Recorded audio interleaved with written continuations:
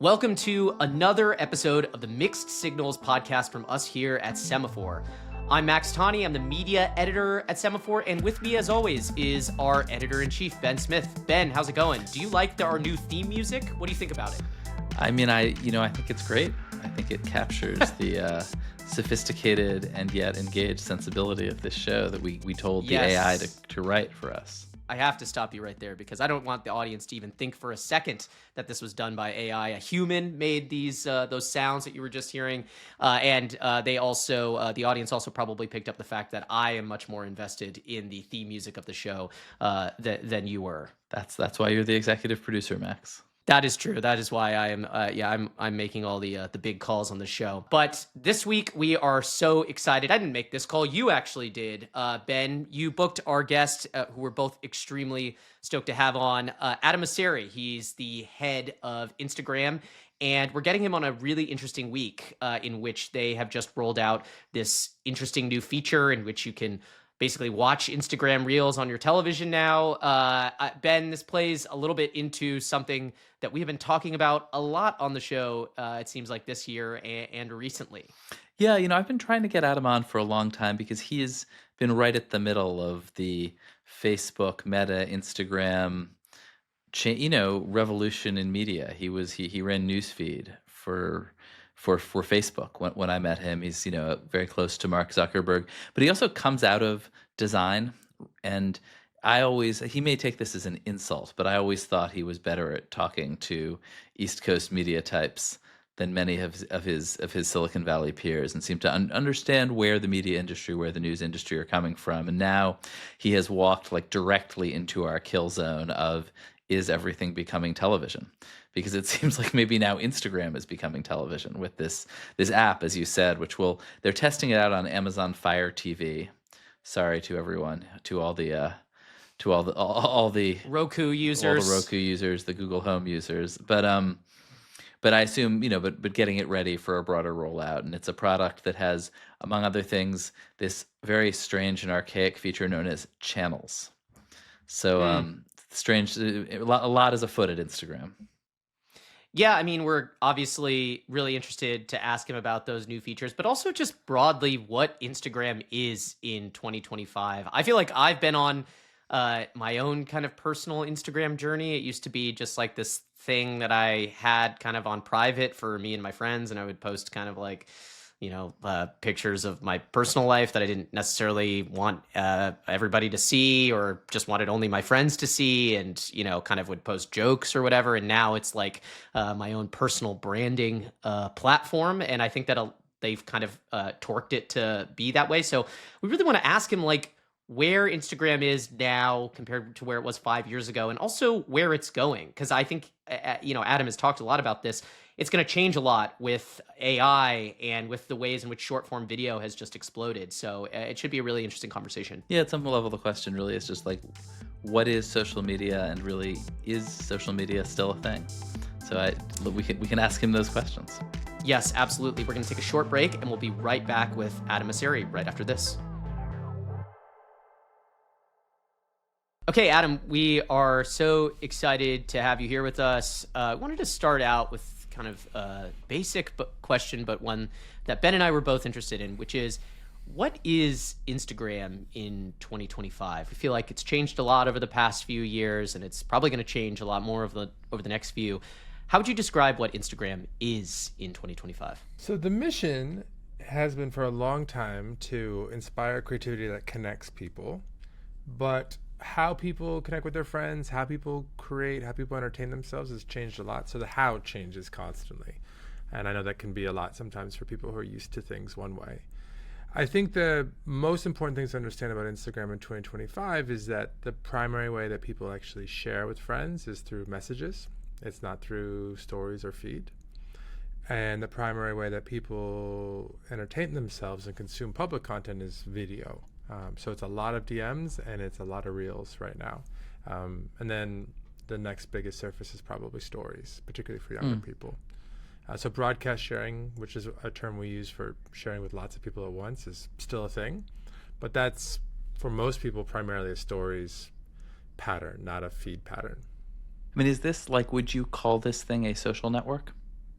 Yeah, for sure. I think one of our strengths is the fact that you have your friends there. The way I think about it is most media or attention businesses have content that is differentiated, which is why you go, and then more content, which might be why you stay. So maybe you subscribe to Time Warner when I was a kid on the East Coast to be able to get access to HBO, or maybe now you subscribe to HBO to get access to a specific show. For Instagram, that hook for a lot of people is friend content. So and their friends. So it might be sharing their biggest moments or sharing lightweight moments and stories, or it might be them just sending them funny comedy clips in DMs. But that's like a real motivator for people to show up, and then they can stay and spend a lot more time on public content. But I guess we had actually like sort of an etiquette question on this front from a Mixed Signals listener, Kyle Chaka of the New Yorker, who wanted me to ask you, like, just a matter of etiquette, like, should people still post about their daily lives on there, or just DM their friends in private? I think what is old is new is definitely a bit of a pattern. We've seen this with like disposable cameras. We've seen this in general. Actually, I think that what's a bit of a broader theme than daily life to grid is the aesthetic has just changed a lot. People think of Instagram, they think of hyper polished, photoshopped, high saturation landscapes, etc. But the content that is, I think, driving the most cultural relevance right now is kind of the opposite of that. It's like unprocessed, much more raw, much less, photo dumps.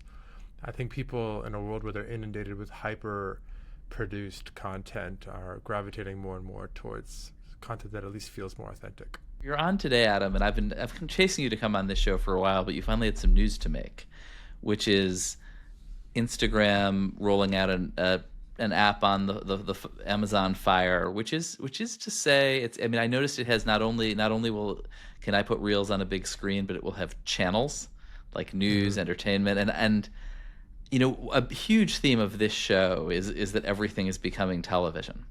And like that really sounds to me like, wow, Instagram is now becoming television. What's going on? So I don't know that I would say that Instagram is becoming television, but we should definitely go deeper into that. I think that we're just seeing how important TV is as a format, and as just a place where people spend time, right? And historically, we've been fighting, with some pretty fierce competition for people's time on mobile phones, but obviously there's an immense amount of time spent on TV, particularly here in the US, but also in Western Europe, also in India, where we're not even really showing up, and then some of our competition is showing up with force. So for us, it's a bit more about making sure that we're not ignoring such an important media or medium, and honestly, I think we're late to the game, so we've got a lot of catching up to do. When did this become something that you wanted to do? When you realized, like, okay, obviously plenty of people are watching YouTube on their TVs, and we'll get to that. But when did you decide that this was something that both that you wanted to do and that also that Instagram could do on television in a way that would feel fun and interesting and good for the brand, I guess? We've wanted to do it for a long time. I think it's about when we really decided to actually do it. I mean, there's other people who've been pushing for longer. Like Chris Cox, our CPO, has been like the most consistent advocate for the longest, so he should get some credit, I guess. But we really spun up a team. I think it might have been in the late spring of this year, so 6-ish months ago. TV is difficult to build for. There's a lot of fragmentation for all these different devices. It's a completely new format, obviously, for us. The input device is really difficult, so how do you... And we've all fought typing to our TV, your passcode when you can't dictate, so all these kind of fun challenges that we're not used to. But so we started, we wanted to start on a one or two platforms to start, but then quickly expand. And we'll see. This is, look, the first version that we're announcing now is really just that. It's a first version. We're going to learn a lot. I'm sure we'll get a bunch of things wrong, but we're going to iterate quickly. The other thing I would say is, over the course of the year, it became clear that though I wish we had done this years ago, the technology is changing in a way that is going to make this a lot easier, right? So, for instance, being able to the uplifts in productivity from engineers based on AI-driven tools is much higher for client and server-based work than for machine learning or AI-based research or foundation-based work. And this type of building app is a bit more client-server. Also, the input, our understanding of language and input is obviously advanced significantly by these large language models, which should allow us to do things that we would have been much more difficult to build only 2 years ago or even a year ago. So I'm hoping that we can iterate quickly and get to a good place quickly. Has the smart TV era also meant kind of a lot more knowledge about who's watching, ad targeting, things like that? Does that affect you? Not too much. I'm sure there's some of that for the industry more broadly, but obviously, our understanding of users' interest is primarily based on their usage of our apps, which happens obviously on mobile. So I don't know that. I think we should be able to bring a much more relevant ads experience to the TV format than traditional TV, obviously. We've all watched ads that were for something that we were not interested in, or even for like the wrong gender before. Like I grew up all the time being like, how is this a thing that I'm getting an ad for as a 14-year-old kid? So But it turns out it's because you're watching cable news. yeah, turns out they don't know much about me. But I think of you, Adam, like, and maybe I realize that you might take this sort of as an insult, but like as sort of a something. I love that preamble. Before you even tell me, I just something want of to a tell you media how... guy among technologists, or at least somebody who was always like bilingual. I mean, I spent when I was at BuzzFeed lots of time in meetings with people where I just felt like we really spoke totally different languages, and I always enjoyed talking to you because it felt like you were at least bilingual, and you came up in design. But it does feel to me like the things that you have spent a lot of your career building, recommendation engines, newsfeed, the structures around Instagram and Threads, are technological. But there's something about this like television experience which is leaned back fundamentally that feels more like welcome to the media business, Adam. I mean, do you feel like you've crossed a threshold here?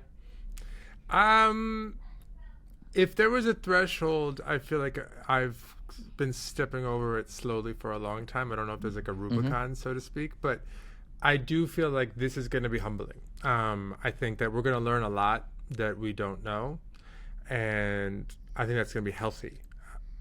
I'm constantly concerned about our blind spots. What are the things that we should be concerned about or thinking about that we are not? And I worry sometimes that as an industry, we come into new territories or industries with a lot of hubris and a lot of confidence. And then, so I'm kind of expecting that with us bringing an experience to the TV. I'm sure there's something that's going to seem silly obvious in retrospect that we missed about just designing the experience and making sure it's relevant or making sure it's easy to use. I mean, hopefully are you concerned that what it's going to be is that like high production scripted dramas like beat out UGC, and next thing you know, you're like competing with Netflix to buy the the remake of The Office? Not. I really don't want to get into that business. I think the more likely tension would be, I don't know that this will be the case, but we have been very explicitly and intentionally focused on short form video on Instagram. Yeah. My belief is that connecting people with their friends and short form video can be really symbiotic, because you see short form videos you want to send to your friends. For me, it's, comedy skits I send to my brother, or, things about architecture or art that I send to my sister. She's a designer. And then we have conversations. So those two things are, they help each other. And then I think short form and long form video can be symbiotic. You watch a couple short form videos, maybe you watch a long one, you go back to a couple shorts. I do not know that connecting people with your friends and long form video can be symbiotic. I'm a little bit worried they're too far apart. You watch a 20-minute video, which doesn't even seem like long, but in the Instagram world is very long. That's a lot of reels that you wouldn't have seen and sent to a friend, or seen a story from a friend, or sent a message to somebody you know or love.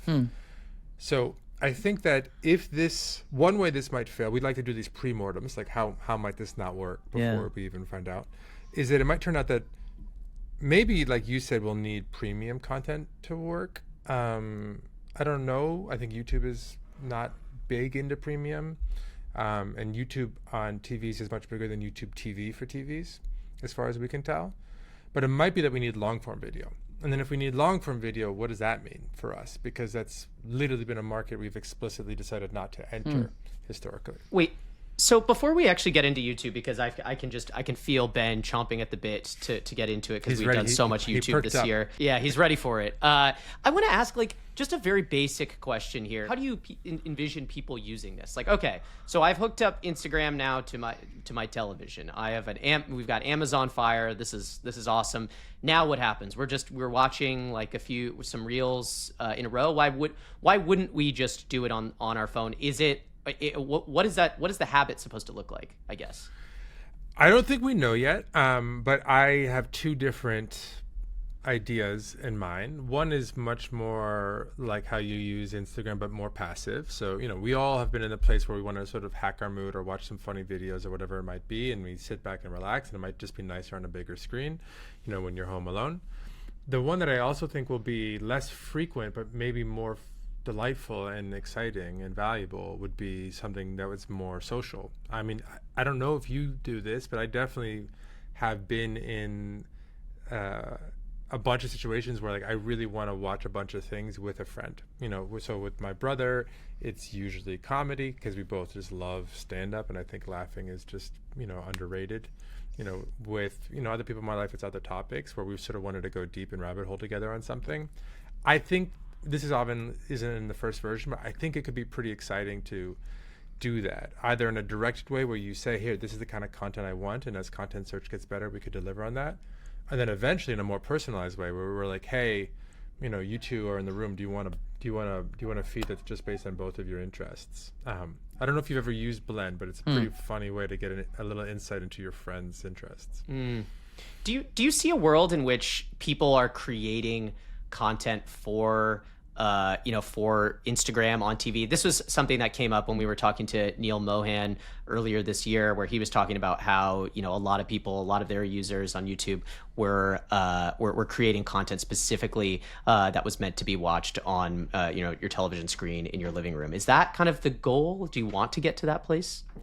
I think that's not the goal, but I think that would be a sign of success. I think that if the volume of usage gets so high that people would actually bother to create content specifically for Instagram on TV, that would be a sign that we had reached scale. But I think that's step 3 or 4. I mean, we have to get something out the door, then we have to make it good, then we have to scale it across all the platforms, then we have to figure out how to grow it. So there's a lot of steps between now and then, but that would be, I think, a nice signal that we had reached enough scale that it mattered enough to somebody to even consider doing that. I guess I have almost sort of the opposite question, Adam, which is like, it feels like there was a period, and I think Max and I are both, and like you, are veterans of the first pivot to video for Facebook Watch, in which people were making bespoke contents for each platform. And at BuzzFeed, we felt like we had real expertise on what worked better on Pinterest versus Facebook or whatever.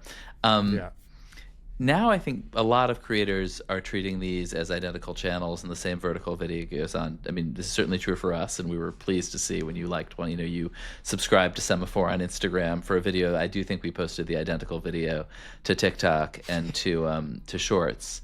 True story. And how do you fight that sort of? I mean, that's a real. That sort of threatens to commoditize you in a way, like you. Yeah. So there's signals in both directions. So we care a ton about creators. I mean, the whole identity of the brand is really around creativity. We have seen that creators every year seem to diversify more and more, gradually but steadily. So they use more and more platforms. There's less and less creators who are just completely loyal to one platform. We have heard both. We have heard from some people that they have a lot of success in just reposting the same content across platforms.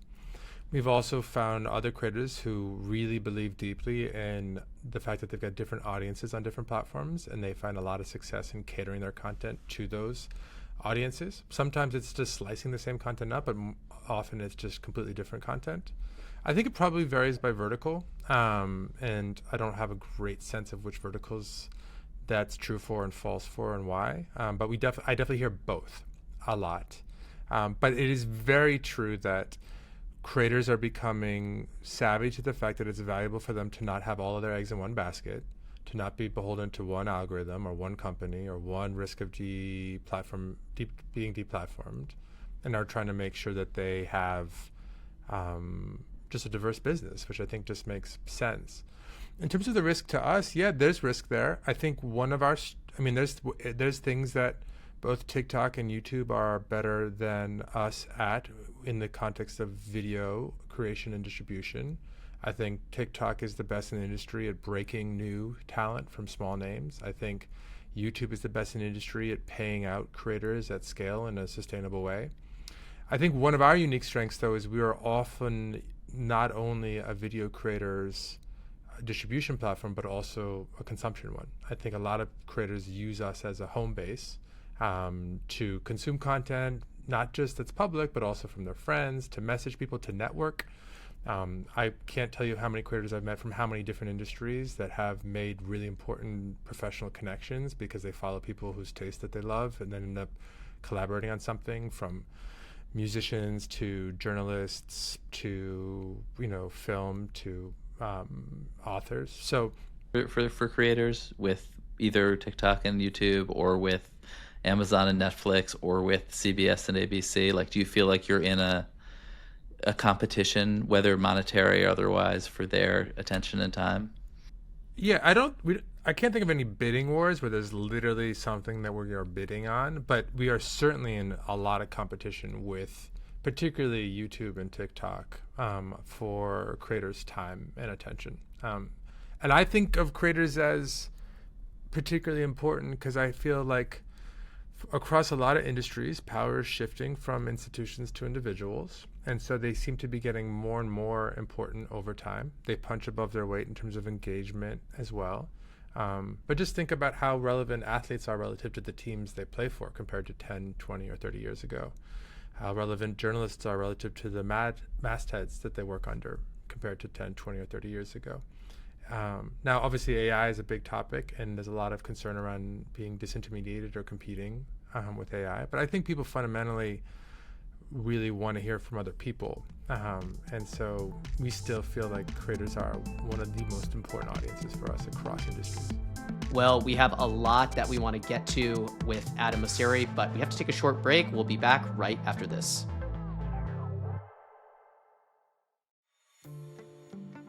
In this week's branded segment from Think with Google, I spoke to Google's VP of Marketing, Josh Spanier, about whether there's space for CMOs in the boardroom. Usually when you look at a corporate board, you see a lot of former CEOs, CFOs, maybe a legal expert. Josh, you at Google have been doing some research which suggests that there is a blind spot when it comes to the composition of corporate boards. So that's right, Ben. I've been seeing this fascinating research looking at the number of boards which have a marketer, someone with deep marketing expertise or a former CMO on the board. Those companies that do have a 6% higher growth rate over the study period than companies that don't. Here's the challenge, here's the opportunity for marketing. Just 16% of boards in the United States have a marketer or deep marketer on their board. 84% of companies don't. That's a real gap. That's the opportunity that marketing can help with. I suspect CMOs will be glad to hear this data, but what specifically is it that makes them valuable? CMOs have always been the voice of the customer inside corporations. They are closest to the customer, they understand them to a deep level, and in this moment of unbelievable transformation in how those customers are discovering your products, how they're consuming their media, how they're changing their behavior, having a CMO who has got that insight directly at the highest level of the company is incredibly valuable. But second, marketing is sitting at the intersection of AI and nearly every department with the company. How AI is transforming your actual products, how AI is transforming your logistics, how AI is transforming media and advertising and every part of what's going on. Having a CMO who actually understands those technologies and can speak to the whole breadth of the organization at the board level is really valuable and is changing growth trajectories. Is there something CMOs ought to be doing to make themselves more attractive board candidates? They have to speak the language of finance. They have to do all the things that CMO is meant to be doing. A good place to start is over at thinkwithgoogle.com, where they can get the latest insights and learnings on AI transformation and bring those insights collected across Google and across hundreds of companies inside their organizations. Thanks, Josh. Thanks, Ben.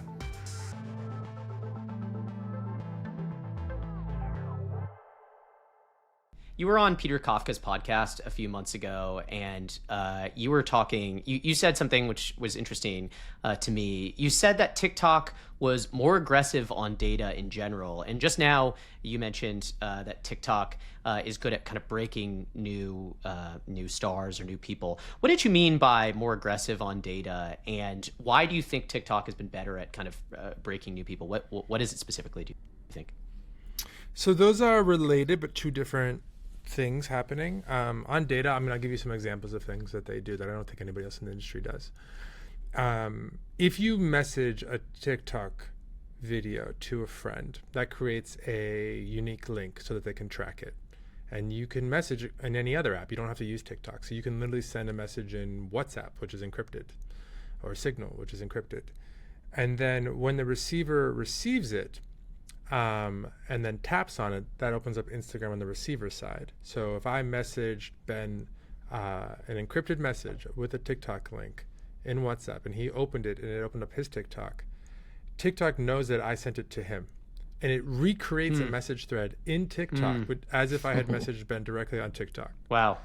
That is a very aggressive thing to do in an encrypted messaging world. So they are all in on those types of tactics. That's about data, but that's also about growth. On breaking talent, I think that they deserve a lot of credit. Even before ByteDance bought Musical.ly, Alex and Musical.ly were very leaned in on this idea of not reinforcing the existing establishment, but helping new talent grow. In the world of ranking, there's something called exploration-based ranking, which is just more difficult. It is much easier for me to find something that I think you're going to like, that I know a million other people like, than to find something that I think you're going to like that, only like 100 people have even seen. But if you do the latter, more interesting things happen, and I think you really are kind of living up to the whole promise of the internet and niche interests. So they did a lot, and I don't need to go into the details unless you want me to, on exploration-based ranking systems really early that the rest of the industry is caught up on. Okay, this is what I wanted to ask about, because I'm very knowledgeable about exploration-based ranking in the sense that I learned about it an hour ago when I was prepping for this interview and listening to you on another podcast. But yes, exactly. So I've become an expert. But Ben, I'm curious. Do you know what exploration-based ranking is? I do not. Okay, so then I think it is worth it for Adam, and Ben is a very informed person. I think it's worth it, Adam, for you to explain that, because I think it is really, I'm really fascinated by it. And I'm also curious how you think you've approached your exploration-based ranking versus what TikTok does, and versus what I imagine YouTube is starting to do as well with YouTube Shorts. The basic idea is that you want to give every piece of content a chance, regardless of whether or not it's from a big established account or not. It is much easier for us to drive up engagement by showing a lot of photos and videos from Selena Gomez and The Rock, because they're so big and we know so many people like them. It is much more difficult to figure out that you happen to be into Afro beats, and you happen to be into crochet scarves. So the way it works is essentially almost like a little competition, where you reserve a certain number of impressions to try things out. And you do this in different ways, but I'll start with the content way, which is you try to get every piece of content, or some subset of everything, if you can't get everything, 100 views, call it, and you see how they do. Even if you had no reason to think it would be interesting to those individuals. And then you take a look at all of the things that you auditioned, and you see what did much better than you expected, and then you graduate those to 1,000 views. And you, with another percentage of your impressions that you reserve for these auditions. And then for the things that do disproportionately well in that 1,000, you graduate again to, call it, 10,000 views, and so on and so forth, which is how you can see something from someone with 50 followers get millions of views in a couple hours, because they just created something that happened to wildly outperform everything else that day. And what is great about this is you allow new entrants to have hits, not just the sort of established largest names. But it comes with a lot of volatility. It means reach is much more predictable. It completely relies on unconnected distribution, so seeing things from accounts you do not follow, which eats into the value of follow graphs, which is can be concerning, and we get a lot of complaints from both the creator side and the consumer side. But also can be really beneficial from a creator perspective, where you don't want a small number of creators just to overly dominate all the impressions. You want to give new people and new ideas a chance. And then from a platform perspective, you have a chance to earn some real sentiment from these small creators who make it on your platform. It's much, I think, more practical to try to break the next generation of creators than to pull an existing generation of creators over from another platform. So that's one type of exploration-based ranking, which is essentially this audition system that TikTok really pushed the earliest, but now is very standard on Instagram, on YouTube, on Facebook, and others. Have you seen them change in reaction to what you guys are doing and and what YouTube is doing? And again, I'm also kind of curious, if we can, to drill down on what you see as the differences between besides the messaging thing that you mentioned, which was really interesting, and the data kind of collection that goes along with that. Is there a major difference in your exploration based ranking? That I would share on a podcast? I'm not sure. I got to think about that a little bit. But I mean, in terms of them borrowing from us, that tends to happen more on the other side of the house, on the friend side, right? So they have adopted notes, which you might not use, but are really heavily used by teens and young adults. Just essentially like AIM status for those of us who are around for like the AOL and some Messenger days. They've trying to lean into stories more and more. They have been leaning into messaging more and more. That's where they've had the most success. But they've definitely been trying for a long time to consistently lean hard into friends. And they've made some progress, the most with messaging, less in other areas. Not always copying us. Sometimes, they basically made the Friends tab be real for 6 months, when that was a whole big moment. They're very quick, which I want to give them a lot of credit for, to try things and to be bold and to see what works and what doesn't. But they are leading. They have a different commerce strategy than us, so that's a big difference. They're leaning a lot more into first-party commerce, facilitating the transactions themselves on platform, taking on things like even shipping, etc. We're more focused on third-party and on sort of merchandising, shopping throughout the experience, as opposed to having sort of I don't know if you've gone to the shop tab on TikTok recently, but it's basically Amazon now. You're being so kind of nice and even-handed with your rivals here. Like, what do you think is TikTok's Achilles heel? How are you going to beat them? Ooh, it's going to be hard to beat them. I think that it's the United States government. No, yeah, I mean that's a whole other conversation. Look, I think their rate of progress has slowed down. And I think in part of that was the distraction with all of the regulatory and policy concerns. So I don't think they have been making progress as quickly as they have in previous years, which gives us a chance to catch up on things like core ranking. I think that they are also, I think we monetize way better than them, particularly if you look at not just revenue but profits. But their revenue globally is doing really, really well. But on the profit side, I think we're pretty far ahead of them. And then I think that, what was the other one I was going to share? They, I don't know. Here's a big question: is like they are very much applying lessons they've learned in China to the rest of the world, and there's good and bad, or pros and cons, or to that. So one is the pro is they had a massive faith in the short form video format long before anybody else did. Musically, and the early versions of TikTok were not retentive, and they spent billions of dollars a year dumping into promoting it, and it seemed crazy to the rest of the industry. But their faith from talking to people at their competitors in China came from the fact that they had proven the market in China, and they were confident it would exist elsewhere, and they just needed to keep pushing to get there. So on one hand, that's really interesting, right? That's them seeing into the future in a sort of another way. The flip side is, the super apps, which are very popular in China, are not popular in the same way outside of China. And I think they're turning into a Chinese super app, TikTok is. And that may or may not work outside of China. And so, now, are they overly projecting one win on the next? Or am I just, a naive, out of touch Westerner who's underestimating where the future is going to be. Like, I don't know.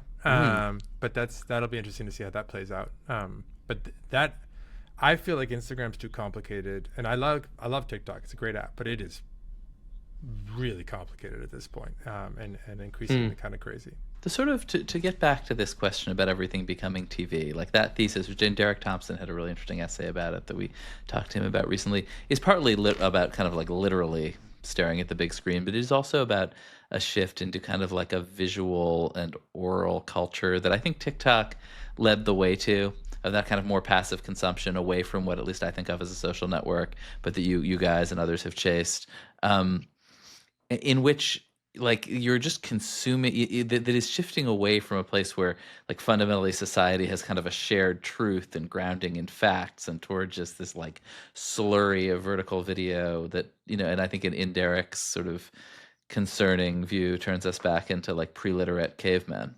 And I wonder, like, does this concern you, Adam?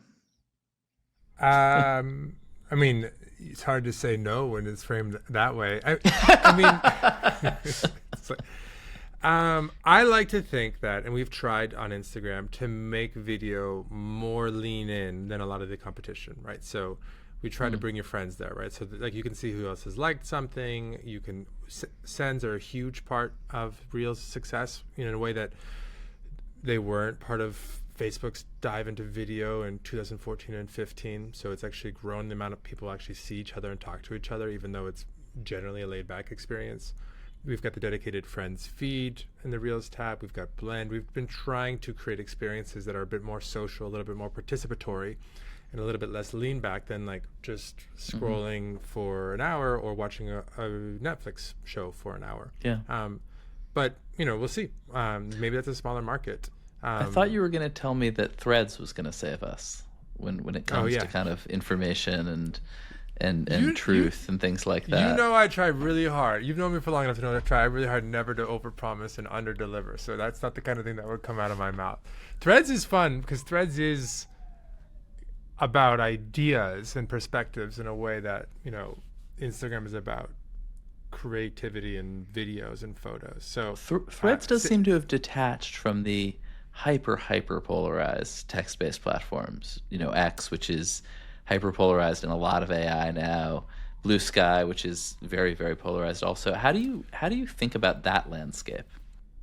Okay, a few different things. One thing that really helped us is out the gate saying we wanted to be not like kumbaya, but just a more like civil platform. A platform for all perspectives implies that people can share things without getting destroyed for sharing them. And we try to build tools to back that up, not just in ranking, but you can turn off who can reply, you can turn off quote posts, giving people hidden words, giving people some meaningful, small, powerful tools.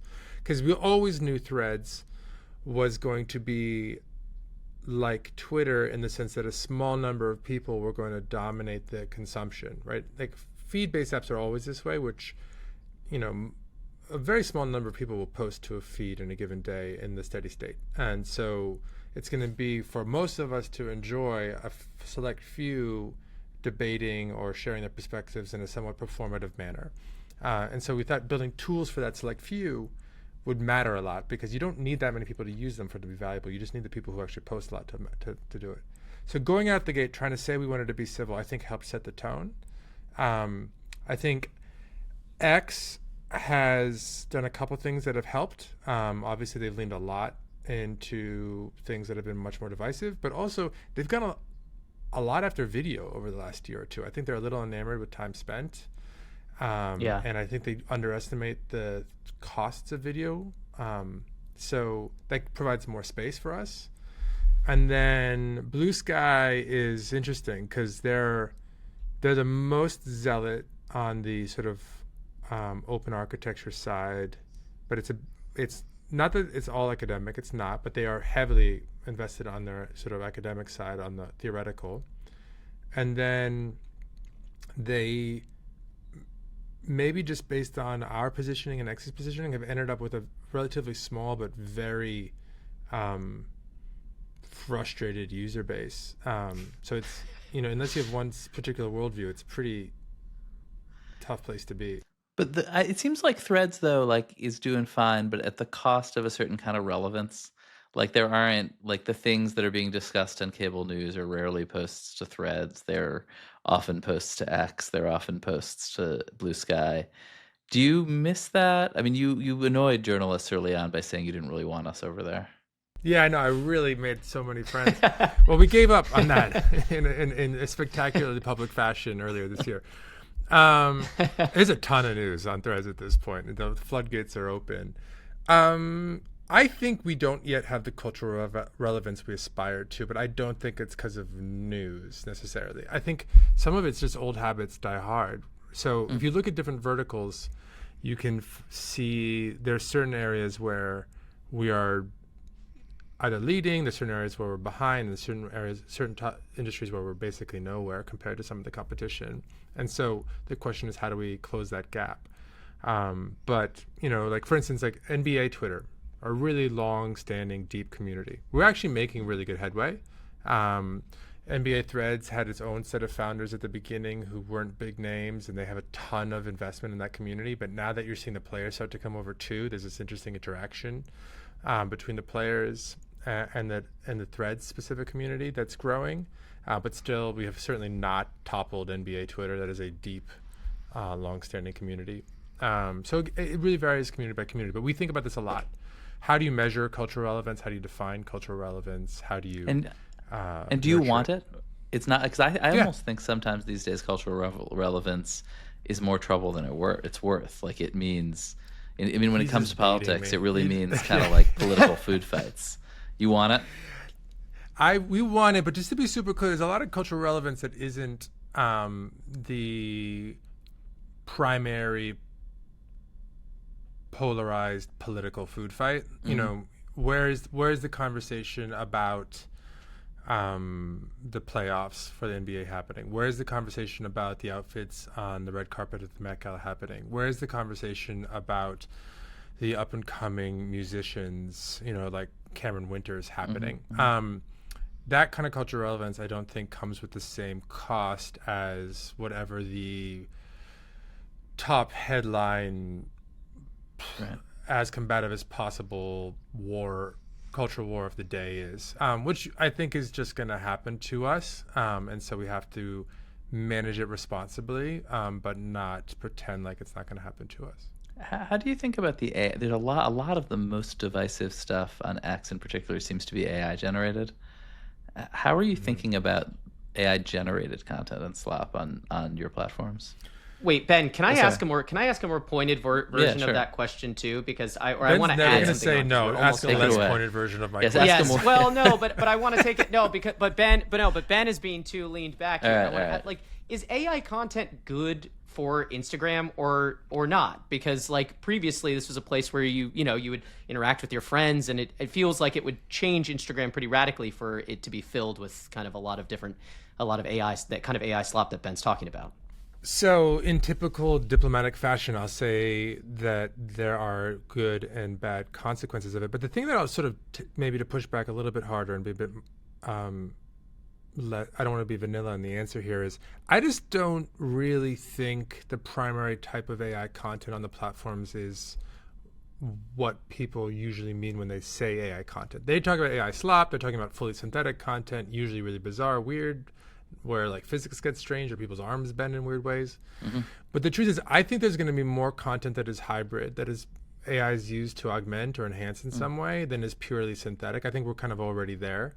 Because there's tons of ways in which AI, I think, can help creators make more content or make better content. Now, if you're asking about the purely synthetic content, I think there's, in any kind of content, AI or not, there's going to be slop and non-slop, right?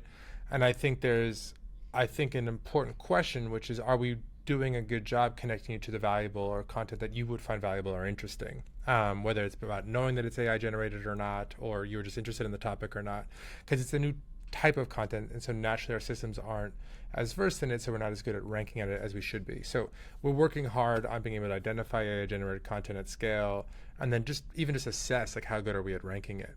This is tough because as the generative models get better and better and better, it's going to be harder and harder to detect that it was AI generated. So it might be a bit of an arms race, but it will be. But we'll see how we fare.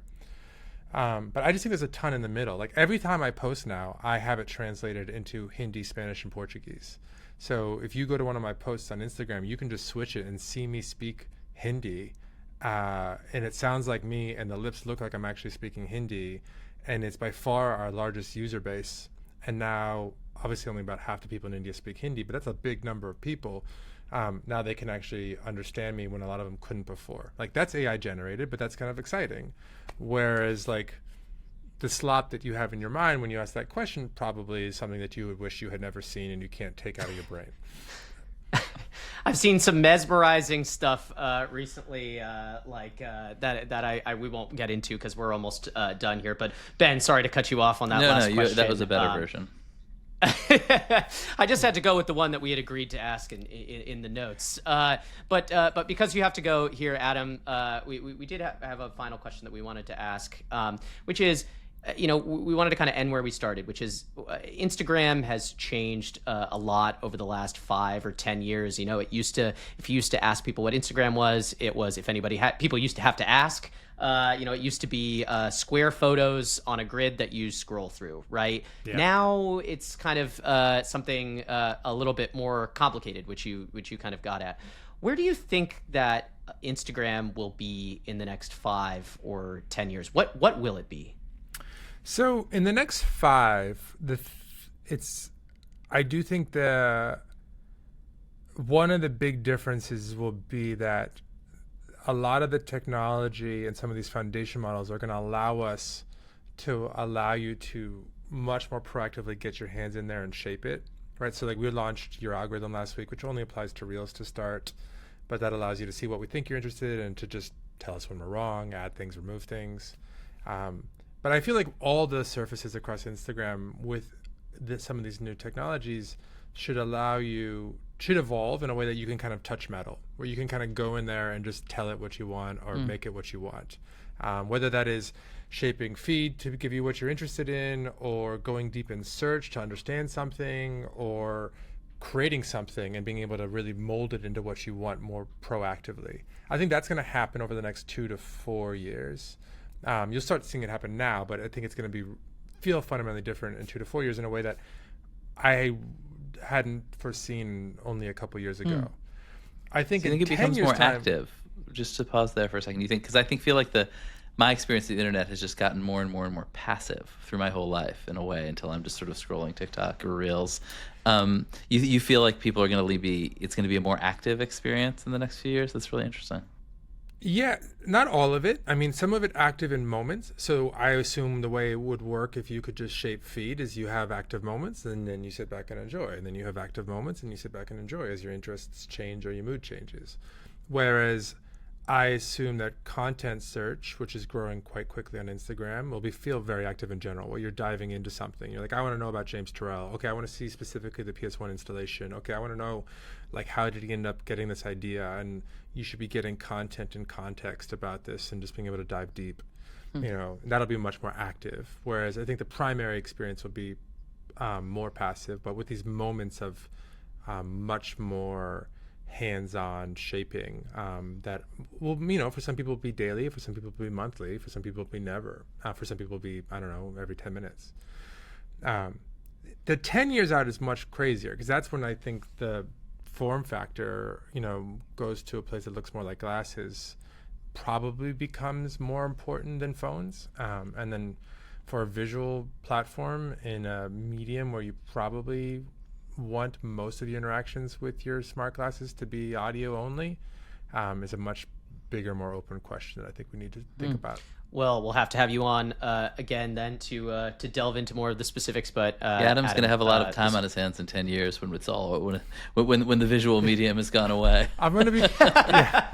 My kids will be grown, and I'll probably be cooking and reading a book and like reading you guys, what you have to say on what's going on in the world. Well, we really appreciate that, and this was a really great conversation. So thanks, Adam. Thanks for taking the time. Appreciate your time. You guys are great. Thank you so much. So we are recording this the day after our interview with Adam Mosseri. We've had 24 hours to ruminate, really let what he said sink in. Why don't we get into it? Let's tackle the big question first, which is, what do you think about his pushback on your thesis and the thesis of others who have come on to this show that everything is television? This is the thing you hear from all the smart media types these days. Everything is television. Derek was on here. You're a believer in this. Adam kind of didn't believe that. Said he didn't believe that while rolling out a promotion for this new Instagram, Amazon Fire TV deal collaboration. What did you make? Do you believe him? Is the action different than words? What do you think? You know, it is so interesting because I think in some sense what's going on is that everybody is seeing this pull in the same direction. I mean, in this case, just toward a large screen television format. And yet everybody is trying to resist it in a different way and keep some differentiation, right? Like I think each of these companies, and he sort of acknowledged this, is running the risk that everything is becoming undifferentiated. And if everything is undifferentiated, the platforms lose a lot of power. If I'm just putting the same video in every place, which by the way, we in fact are. And so, you know, what struck me was that his impulse was to resist long form. And to believe, and I think with really good reason, that Instagram's strength, particularly its strength against TikTok, is messaging, is personal connection, where TikTok is really a totally passive experience. And I thought that was so interesting that he said, well, personal connection and short form video go together. You send each other short form videos, and then short form video and long form video go together, kind of for obvious reasons. It's an evolution of the form, but that personal connection and long form video are too far apart. And that long form video breaks Instagram. I don't know. I think that was just a very, very interesting observation. But it is true that even as like social media as we knew it has vanished, Meta's defense against its competitors has been the social graph. Yeah, and I think the other thing that Instagram benefits from is the fact that it's, for a lot of people, their kind of their homepage, almost like the homepage of their internet lives. Yeah. And that's why he mentioned that the leg up that they have on other platforms is that like their big creators, the celebrities, or the just people who are going viral all the time on Instagram, are using it as well as consumers, right? Yeah, I think right. I mean, Instagram as essentially a cultural force, is a place where culture gets made and shaped and then reflected elsewhere, and that is certainly a strength of the platform. Of course, that's also it can be a hard thing to hold on to. What did you make? It's funny when I asked about Threads, I almost thought he'd be like, that was a fun experiment. Never mind Threads, because honestly, in my own case, I've kind of wandered off Threads. What did you make of his enthusiasm, his continuing enthusiasm for Threads? It's interesting. They've created like the second most popular kind of platform kind of that's accomplishing what used to be Twitter, kind of behind Twitter. They're clearly bigger than in scale than BlueSky and some other platforms. And I think it kind of seems like what they're doing is kind of like hanging around in the background until maybe Elon messes with Twitter again, and there's this whole big kind of surge. And they haven't really invested that many resources in it by Meta standards. They said they have like 100 or something employees as a part of Threads. So I kind of got the sense that if you're Meta, you can really pour a lot of resources into a lot of these types of things. They realize that they want to recapture, or they want to capture, the kind of like fervent tastemaker, thought leader communities that exist still and are hanging out on the kind of decaying Twitter. They want to slowly kind of siphon those onto Threads. And I think he rightly diagnosed the fact that BlueSky, while it has this kind of fervent fan base, that fan base is also alienating, and that user base is also alienating to the vast majority of people who I think might wander back onto Threads. I thought what he had to say was about Threads and its future was really interesting. Ben, are you going to go home and install Instagram on your television? I have a exotic projector situation on my TV rather than Amazon Fire, so I'm gonna have to wait. How about you, Max? I still don't see, I don't see the use case for it yet, but they've proved me wrong before. So I guess we'll both have to wait and see. Well, that is it for us this week. Thank you so much for listening to another episode of the Mixed Signals podcast from us here at Semaphore. Our Our show is produced by Manny Fidel and Josh Billinson, with special thanks to Chad Lewis, Rachel Oppenheim, Anna Pizzino, Garrett Wiley, Jules Zern, and Tori Kaur. Our engineer is Rick Kwan, and our theme music, our new theme music that Ben is so excited for, is by Steve Bone. Our public editor is the algorithm. The algorithmic feeds, whether TikToks, which is better at using your data, or Instagrams, which is getting better at using your data, as Adam Mosseri said. Yeah, maybe we're not good enough at using your data yet. And for that reason, please use our data. Please follow us wherever you get your podcasts, and subscribe to us on YouTube. And if you want more, you can always sign up for Semaphores Media newsletter, which is out every Sunday night.